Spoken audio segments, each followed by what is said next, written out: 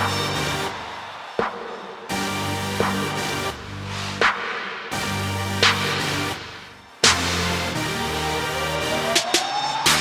North American Caribbean Training Method was started earlier this year in 2020.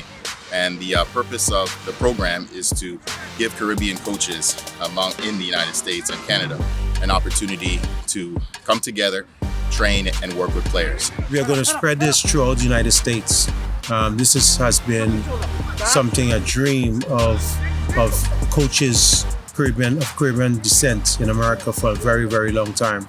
And we have now to work and to get these kids to a different level.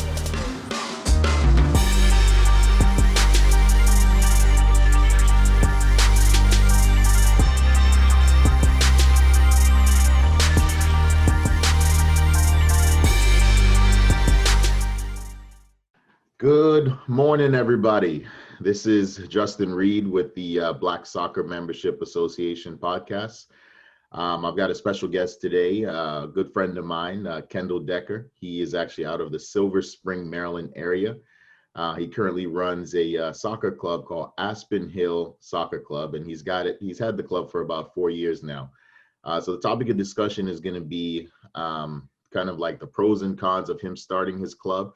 And then we're also going to get into discussion with about African football. He's extremely passionate about it. I'm passionate about it as well. And we will get started. So Kendol, how's everything going today, brother? Good. Thanks for having me.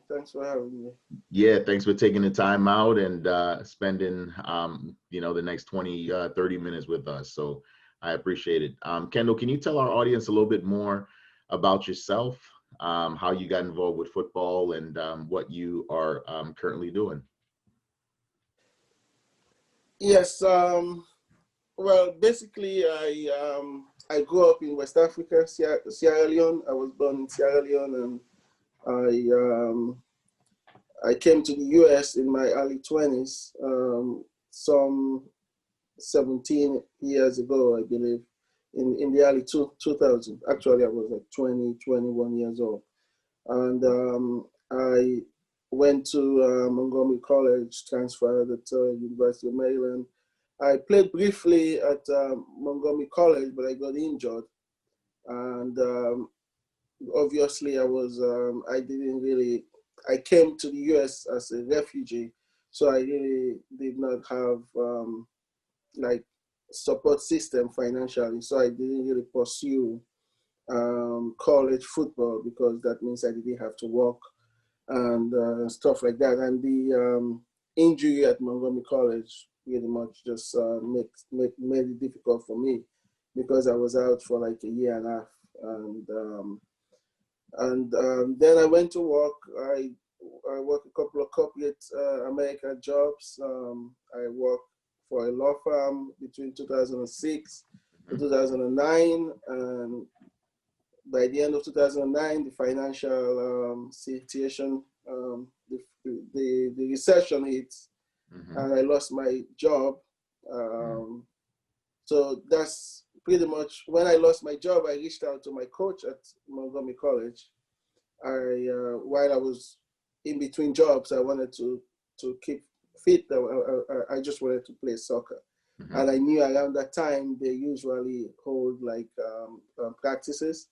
So I reached out to him and asked if I could come and play with his players, and he said, "Well, you come and help me coach." I was really not interested in coaching. I just wanted to play, but he somehow made me his unofficial assistant coach.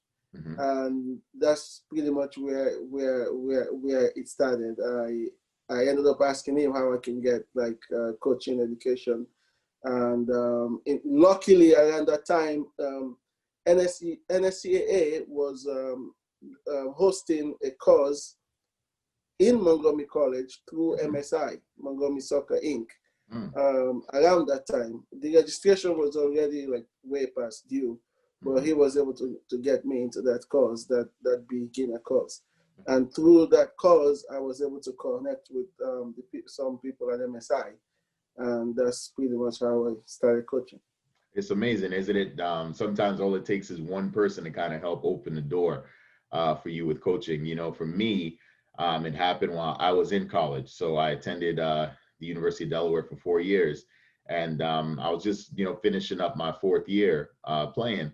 And then two friends of mine, one had actually aged out of, or I think he was in the process of graduating, you know, from the university, so he didn't have any more years left to play. And then another friend of mine actually transferred over, and they called me up and said, "Hey, would you like to come out and coach?" So I went out to the YMCA, just volunteered there, you know, and I just fell in love with it, man.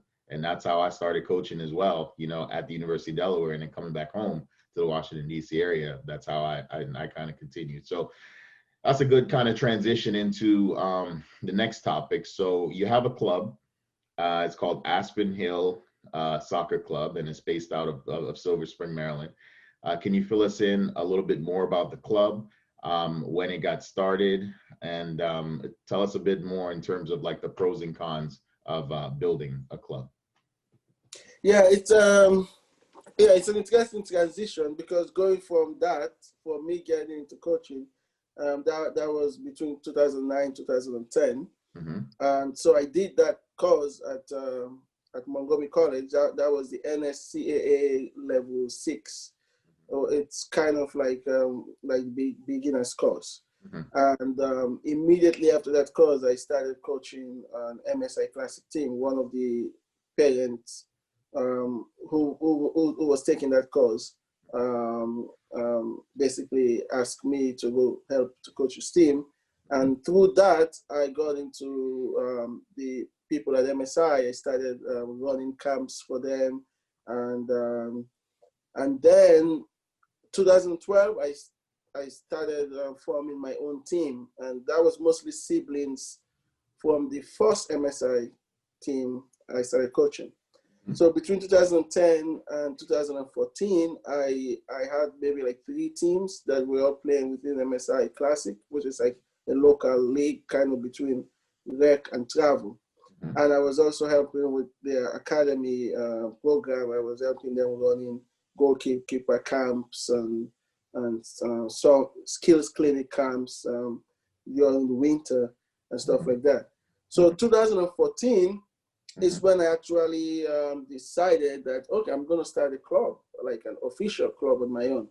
At that time, it was called Champions United Soccer Academy. And actually, Aspen Hill started kind of 2 years ago, maybe a little less than 2 years ago.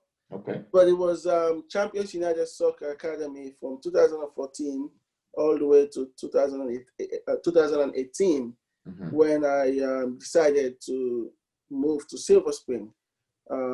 Champions United was mainly in Potomac, they practice in Potomac area. And the challenge basically, these are 2 different challenges.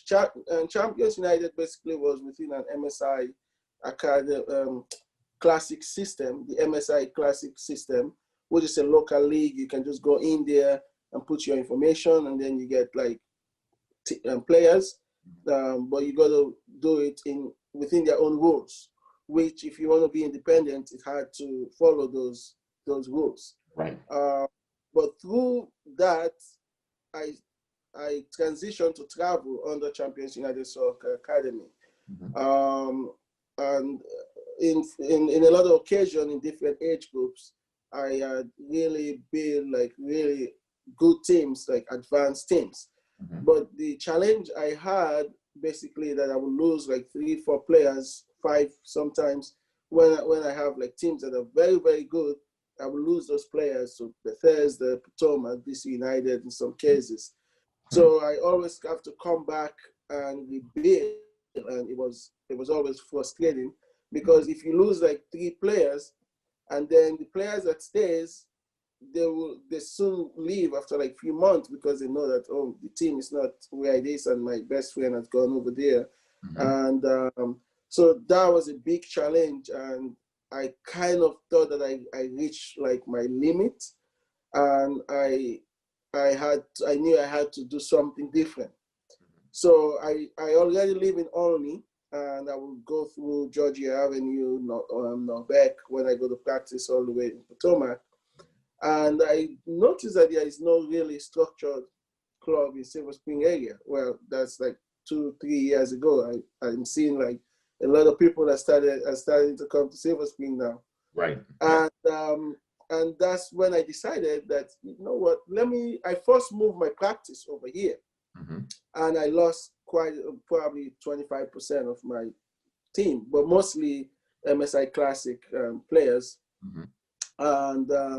And then a year later, I decided, which was 2018, I decided to go all in and change the name to Aspen Hill. Aspen Hill have a different challenge. With Aspen Hill, I'm able to maintain really advanced team. I don't have the turnovers that I used to have. Mm-hmm. I guess it's due to me having more experience as a club administrator or as a coach. Another reason, obviously, is because of the location, different characteristics, different. I'm dealing with different demographics of player and parents. Right. So I'm able to maintain elite teams and even add to that. But the challenge now in Aspen Hill is basically the financial side of it. That's the challenge, because when I was at Potomac, basically I have 100 or 90% of my families, they can all pay what it costs. Right. But you have no this area, it's hard, so you have to work with a lot of families financially. But it's fun. I don't regret to come to Aspen. I'm still trying to figure out a way for the club to be financially sustainable. Mm-hmm. And but in terms of the quality of soccer, in terms of the quality of teams, they've significantly improved. Now all my teams, basically in all of the age groups, they are within top 10, top 15 in terms of their level of play in the entire state. And I can comfortably say we are definitely among, when you look at quality of teams, we're definitely among the top 4 or 5 in Montgomery County, for sure. And I'm very familiar with that area as well, so I know the talent that's there. So I mean, what you're doing is just, outstanding work. I've seen the level of your teams as well, and seeing that you're in an area that's just so saturated. What you're doing is absolute good stuff, man. So my question to you is, what could the state of Maryland do, or like U.S. Soccer do, to help prevent other big clubs from coming in and taking players? Because that seems to be the trend. I remember being out in Potomac one time with my much younger kids in my program, and I'm on the field coaching. Next thing I see, as soon as my practice is over, there's a coach from Potomac Soccer Club came in and started recruiting kids away right in front of my face. So, wow. I told the state of Maryland, look, this can't continue to happen. What do you think could do, especially from a club standpoint? For me, I'm just dealing more from a training standpoint. So if I lose a kid or two, not a big deal, because all I'm doing is offering clinics and training. But you're offering a club, and by getting players taken away from you, that means now breaking down your team and you potentially losing a team. What could the state of Maryland or U.S. Soccer do to it's tough. It is. Well, in terms of MSYSA, if you go to your website, they have kind of increased or improved a little bit with the with their regulation or policy in terms of recruiting players in the middle of the season. I'm not sure how it's been enforced.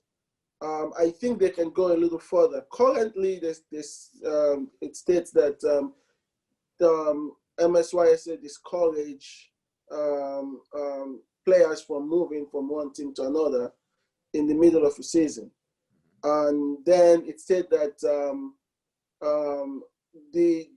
the farthest they've gone basically is that clubs should not make any contact, any attempt to recruit a player in the middle of the season. That's between August to July.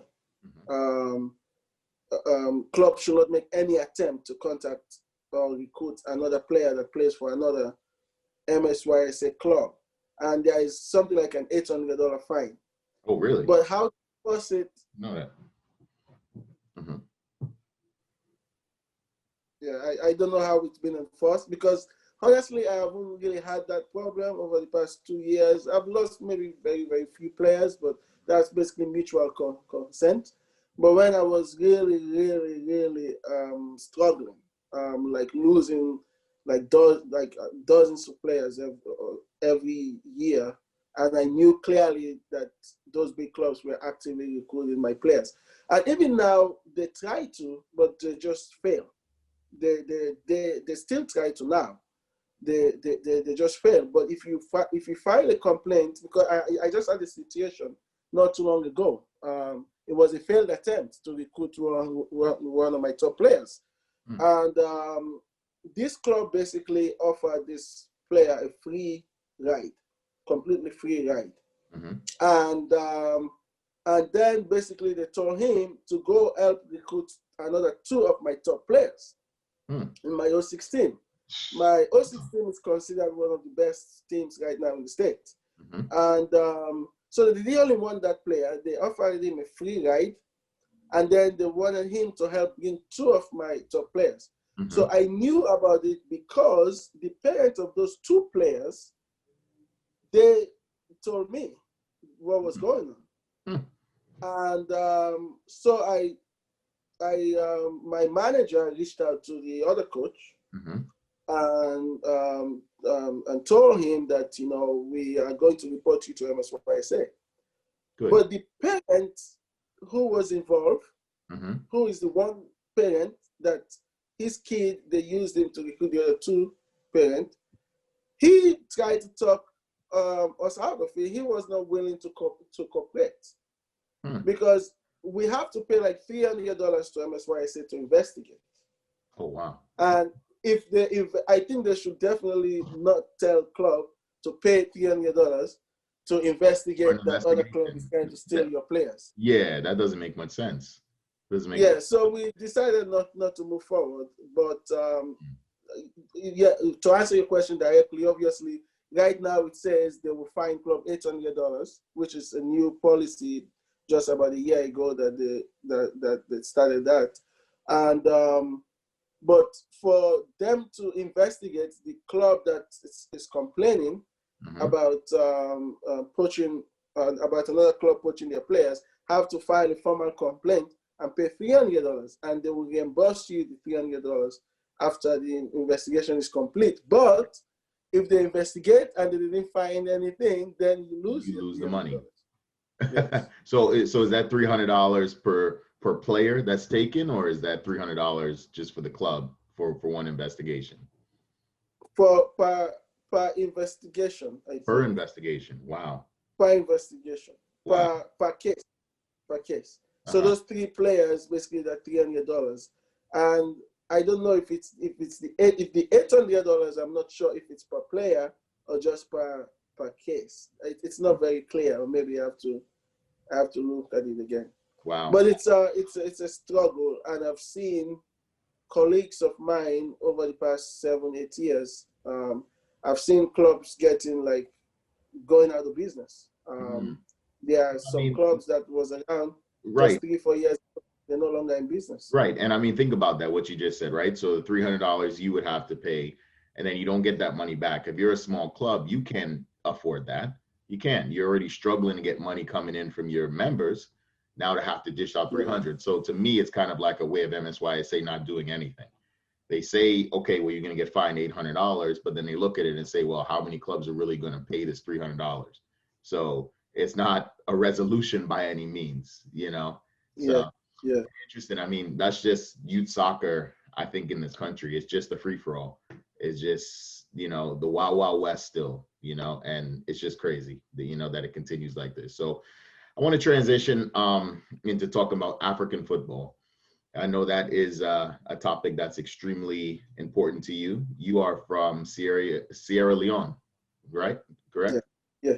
So I know football there is big. Can you tell us a little bit more in terms of your passion? What type of things are you working on? If you're doing stuff in Africa currently?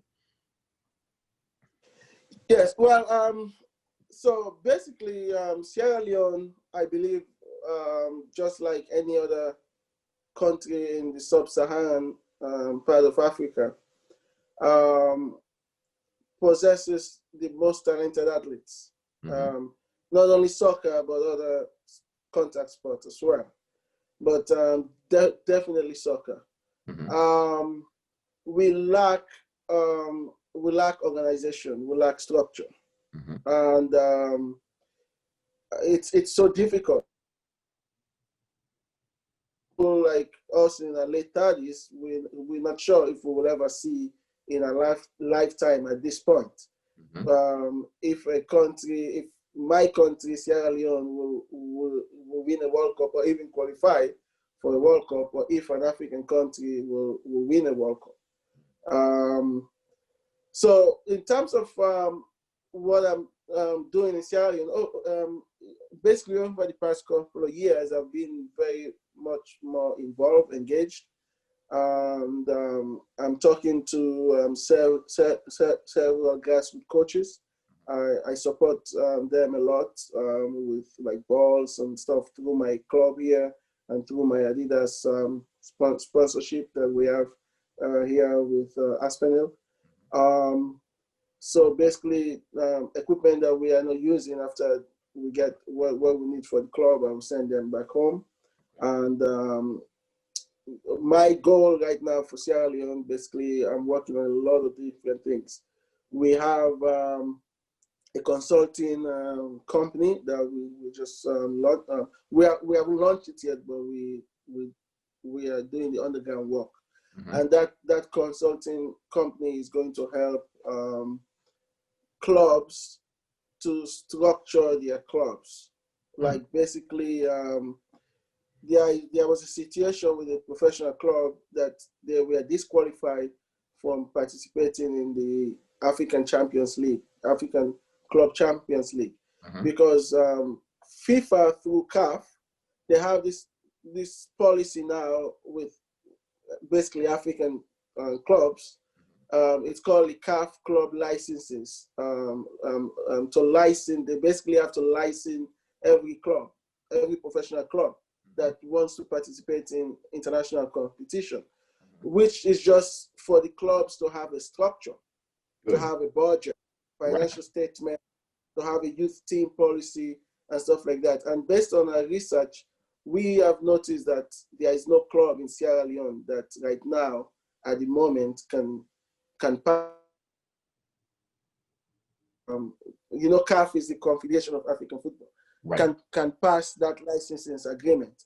So we want to. I'm working with two other Sierra Leoneans. So we're going to work with these clubs to get them to meet the CAF policy licensing requirement to help them to structure their clubs. And so that's one thing. Another thing we're trying to do is to start a youth league, something like basically USYSA, US Youth Soccer kind of situation. We're doing the underground work for that as well. That's a big project that we're working on. And there is also basically we want to help with the schools competitions. But inter-school competition, we need approval from the Ministry of Education. And so we're kind of on that as well. We don't know if they're going to give that to us because that involves a lot of government bureaucracy. But that's the big one, because I believe that we can single-handedly, if we can get that opportunity to organize soccer competition, football as we call it over there,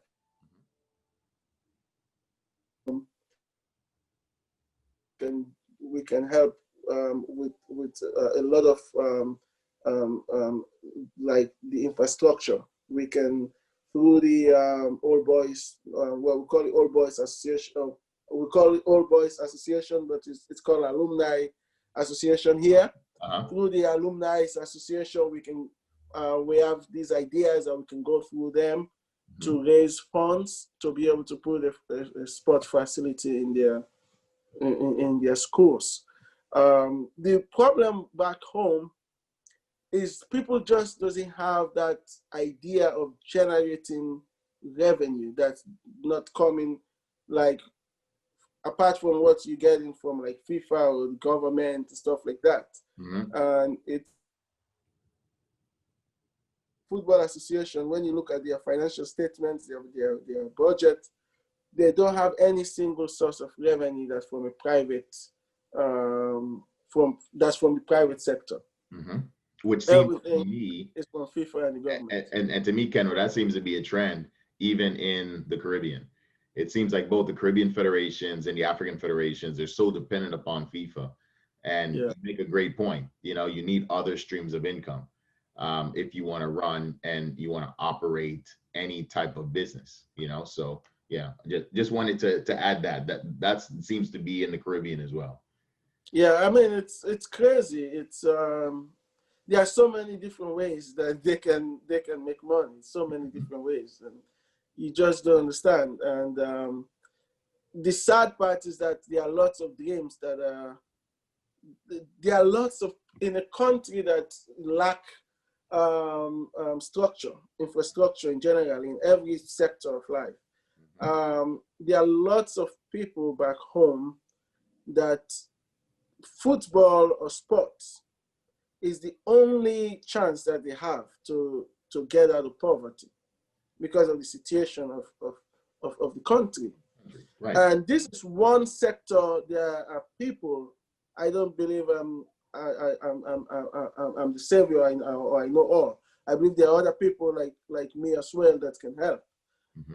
But the ones that are there, that have the connection, that have the positions, they are just using their position to stay in power, or personal make the ones that are responsible to help you stay in power, make them. There is no infrastructure in the entire country, and dreams are being faded, and you know, people are dying poor that are not supposed to, and because this is it's a very simple thing when it comes to football. It's very simple. Just structure it. Take advantage of what the resources that you're getting from FIFA, and football, I believe, is just like a car or a house or a food. It doesn't matter how poor the country is. If you structure it properly, you organize it properly, right, people will pay to access your content. That's true. Just like if you take a bag of rice to go sell back home, people will buy it because they want to eat. Right. So people will pay for football because they like it, they enjoy it, and that's the most popular sport in Africa. You know. I mean, I remember when I was in Africa, I went to Ghana back in 2010, and I attended a football game, and it was a great event. I mean, people just in the stands, people dancing. But what struck me was when I got to the stadium, the cost of getting in, it was $1 Ghanaian dollar in order to get into the stadium. I was like, what? You know, like you can't go down the street to a DC United game for $1. You know, you can't go anywhere in England, you know, for £1. So I gave more money because I was just like, I think this is ridiculous. But I think when you talk about the opportunities to generate more revenue, I think it's just an understanding. Do you think that Africa just doesn't have the mindset? And how is it also like for you living here in the US and going back to Africa? Do you think that the people kind of look down upon that in terms of they don't want you to kind of come into Sierra Leone, even though you're from there, but you lived in the US? Yeah, well, your first question is, I don't think people back home, I don't think they have the mindset. They're not even trying for the most part. And then secondly, the the people that they don't really try to seek the knowledge, and there is something called best practices. Obviously, when we go to school during our academic life, or just life in general, there is something called best practices. If you are trying to do something good, you try to copy other people that have done similar things. And I went, these people that are in charge of these football associations, and I try to suggest like they go about things a certain way. What I will hear from them, for the most part, they'll be like, "This is Africa. This is Sierra Leone. This is not the U.S." Right. And so my question all the time when I get that is like, so what? Right. Money is money. It doesn't matter where you are. It's football. Yeah. And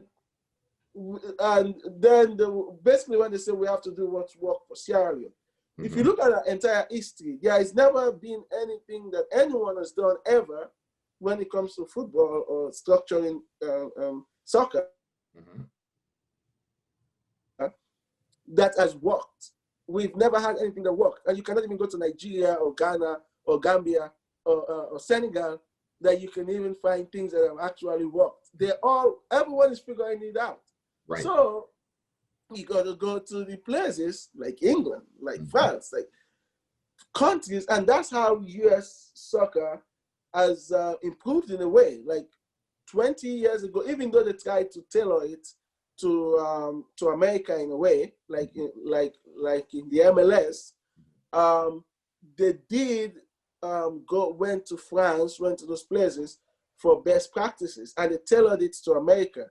If you go 20 years ago, from 20 years ago to now, there is more than, I don't know the facts for sure, but I can comfortably say, I will safely say, there has been more than 15 new MLS stadium that has been built. Well, I mean, since like 2000. Yes, since about that time. And I would say most of the MLS teams have their own stadium. I think now, I think New England is the only one, you know. Now, and back then, I remember like in the mid 2000s, they were still playing in like artificial turf, like football fields, that have like all of those marks. Right. Now you don't see that anymore. No. So this is people that come with like a plan, like a 10, 20-year plan, and they put the financial structure together.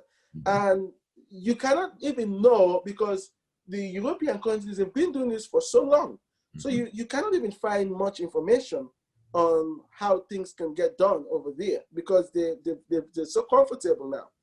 But you can go to MLS website, or even like your Wikipedia, and you see what are the policies of, like, what if you want to start an MLS club, what needs to be done in what position. So the most important things is you should have a certain amount of money in the bank, like cash. You should show that you have access to credit. You should be able to demonstrate that you have a lot of fans, and you should be located in a metropolitan, close to a metropolitan area. So they have all of those requirements in order for them to even consider you to be in an MLS club. But if you go to my country, Sierra Leone, they have 14 professional teams. 11 of those 14 professional teams are located in the capital city of Freetown. How many fans can you look at basketball or American football?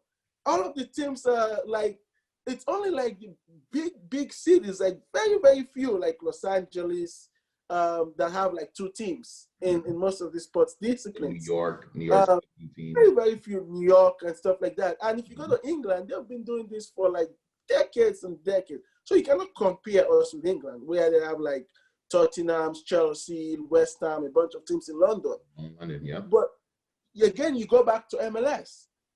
Just very recently, they added another team in Los Angeles. Maybe like 5 years or 4 years ago.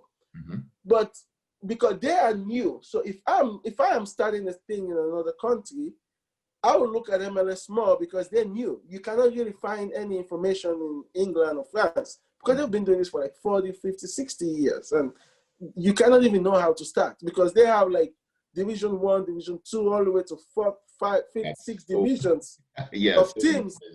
Yep. Yeah. So if you're starting a program, you have 12 districts in Sierra Leone. Mm-hmm. You have to, if you have in a league, you have to have a team in each of those districts.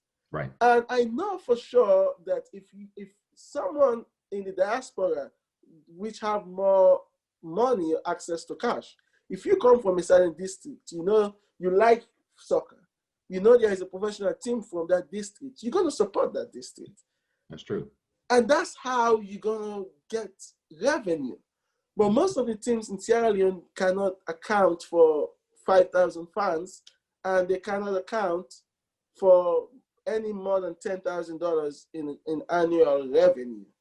That doesn't come from the handout that the government will give. Government will usually give each team like maybe like $5,000 or $10,000, I believe. I don't remember the amount in the beginning of the season to start the league. And they cannot generate anything more than what they're getting from the government. So football right now in Sierra Leone is a charity. So, I mean, do they pay their players at least, or the players? They have a minimum wage of $50 a month. Can you imagine?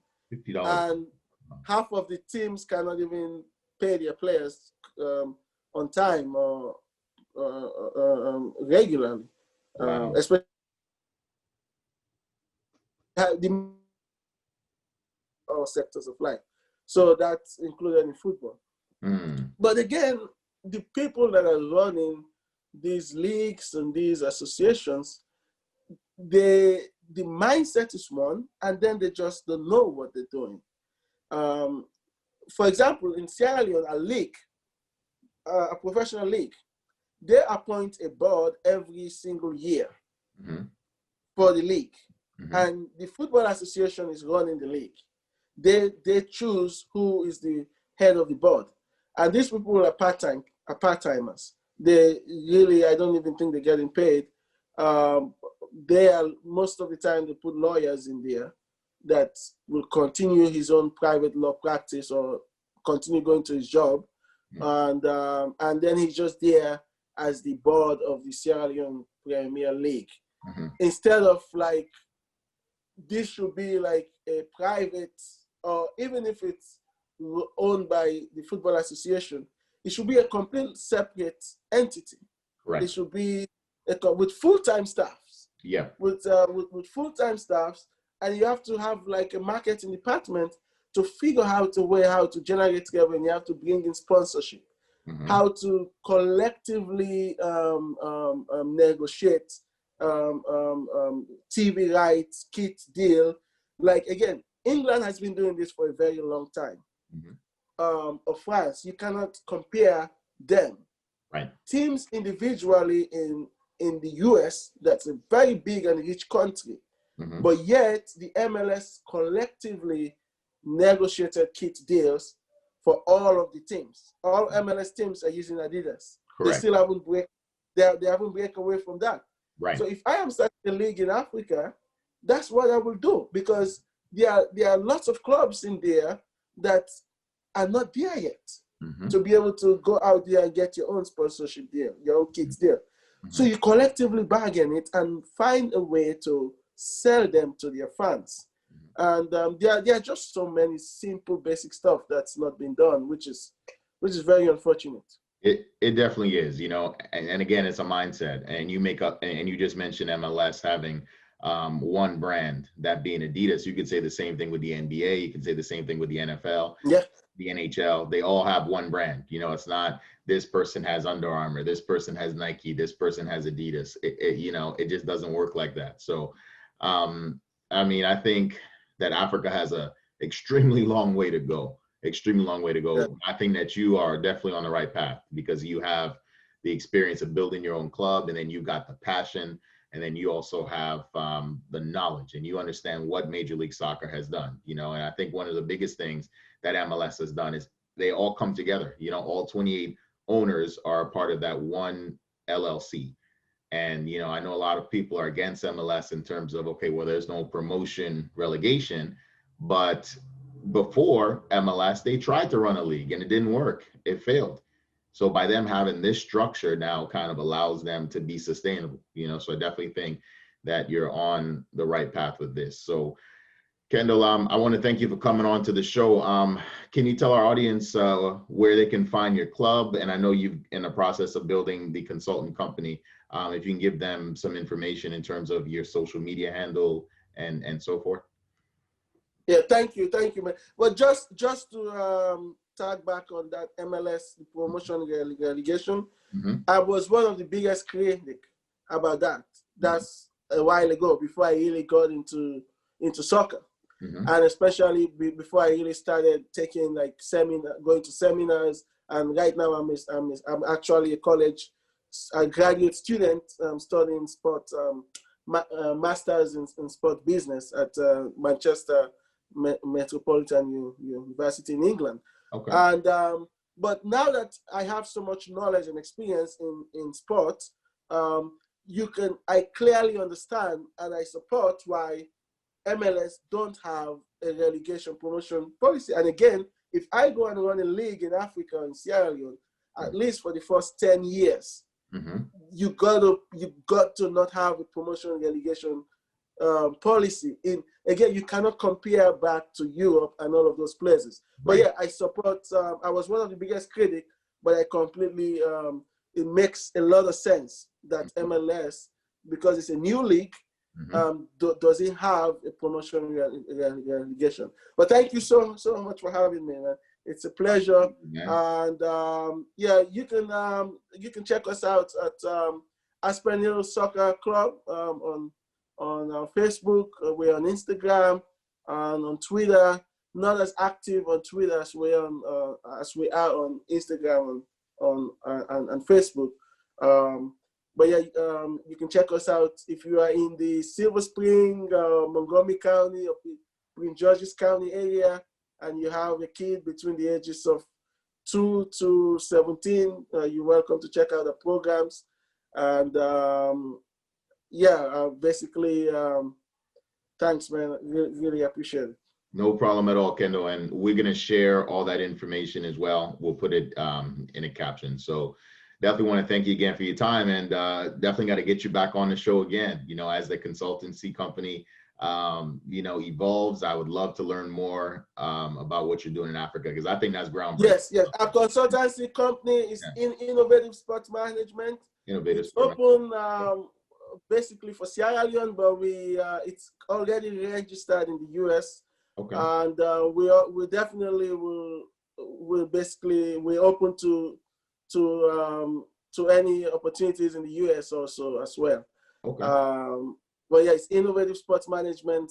We're still working on our website and stuff like that. But yeah, it's already a registered business in the US.